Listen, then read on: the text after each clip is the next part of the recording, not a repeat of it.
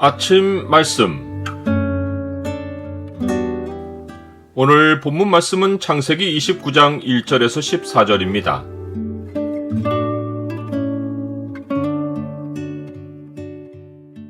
주를 믿는 신앙이 변질되지 않게 하라. 오늘 본문을 명령의 창으로 보면 주의 백성이 성실하다는 표시가 무엇인지가 보입니다. 명령의 창을 보여주는 구절은 29장 7절입니다. 야곱이 이르되 해가 아직 높은즉 가축 모일 때가 아니니 양에게 물을 먹이고 가서 풀을 뜯게 하라. 야곱이 길을 떠나 동방 사람의 땅에 이르렀습니다. 옛날 아브라함의 종 엘리에셀이 하나님의 인도하심으로 나홀의 성 밖에 있는 우물에 도달했는데 야곱이 이른 곳도 같은 장소였습니다. 그런데 아브라함의 때는 이 성이 나홀의 성이었는데 지금은 같은 장소를 동방 사람의 땅으로 불렀습니다.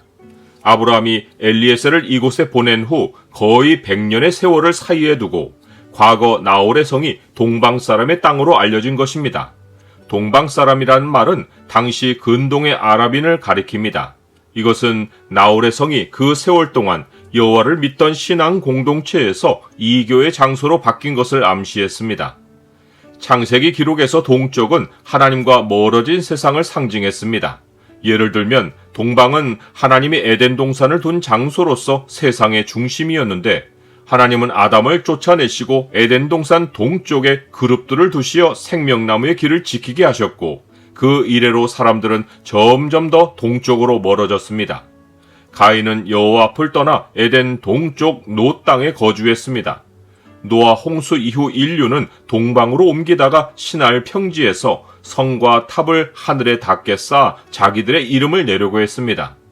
아브라함은 서자들을 자기 아들 이삭을 떠나 동방, 곧 동쪽 땅에 가게 했습니다.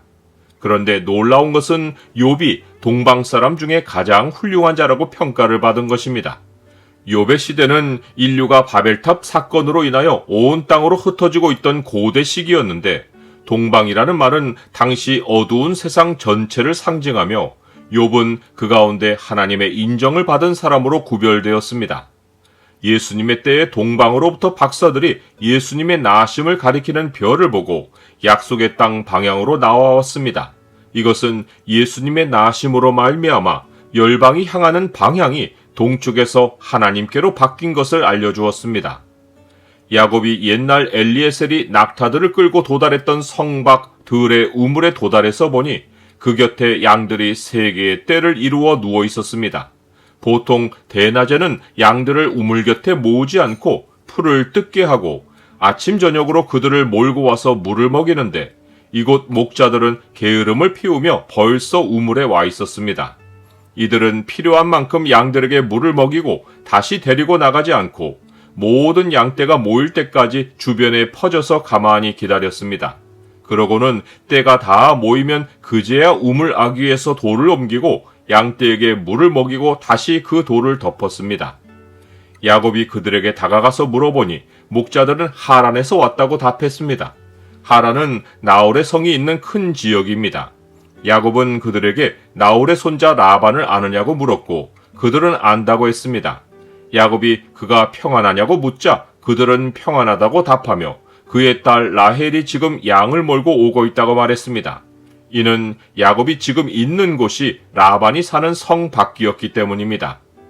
야곱은 이들의 게으름을 보고 해가 아직 높은즉 가축 모일 때가 아니니 양에게 물을 먹이고 가서 풀을 뜯게 하라고 했습니다.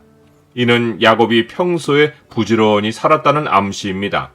목자들은 그리하지 못하겠다고 말하며 때가 다 모이고 목자들이 우물 아귀에서 돌을 옮겨야 우리가 양에게 물을 먹인다고 응답했습니다.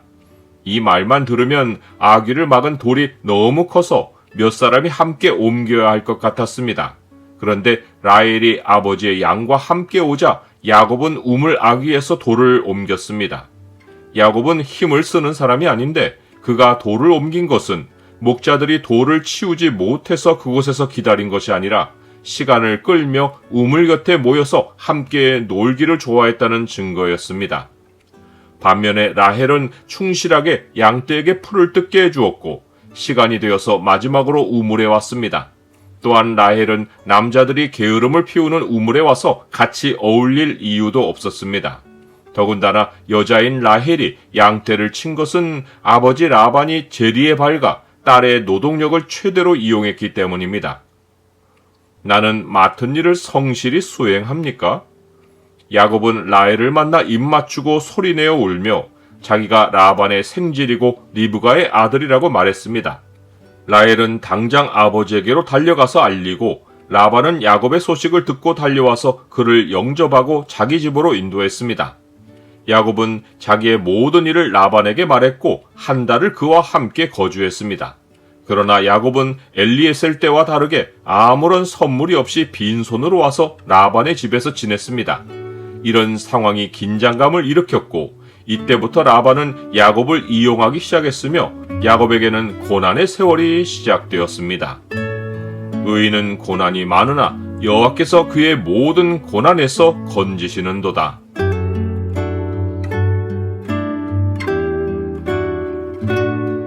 주님, 주께서 경고하시길 풍요로운 삶이 신앙을 등지게 할 것이라고 하셨는데 라헬의 성이 그러했습니다. 주께 받은 복을 항상 감사함으로 지켜가며 게으르지 않고 주께서 제게 맡기신 일을 성실하고 충성되게 수행하게 하옵소서. 예수 그리스도 이름으로 기도드립니다. 아멘.